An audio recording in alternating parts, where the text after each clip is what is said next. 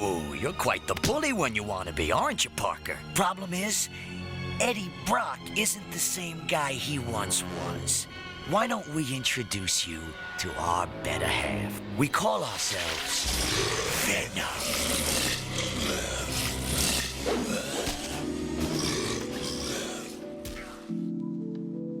What has 3 tongues, 2 heads, 3 tentacles, and is a big giant mess of greasy, sharp, poisony awesomeness? Venom, that's who, if you haven't already figured it out.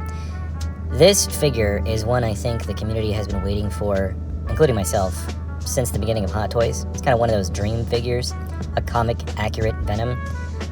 I personally have never seen the first or the second Venom movies starring Tom Hardy. All I needed was the trailers to realize that's not my Venom. If it's your Venom, I hope you love those movies. But I've been waiting a long time for proper representations of the character who I fell in love with as a kid. From the Spider-Man cartoon, from the comic books, all the different versions. I feel like we didn't get a good live representation of that character. We just got a version. I totally respect people's love for it as well. I have some young friends that are about 17, 18 years old who've basically grown up now with the Tom Hardy Venom films and adore them. But this is something that my inner child needed, if I could use that turn of phrase. This is phenomenal. It's just over 15 inches tall.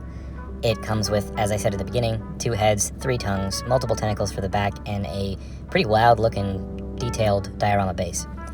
I have never fully felt that there's been a good, perfectly accurate representation of the Venom I've always had in my head, from the cartoon or from the comics, in the form of a statue or an action figure, but I have to say this is probably the closest anyone's ever come.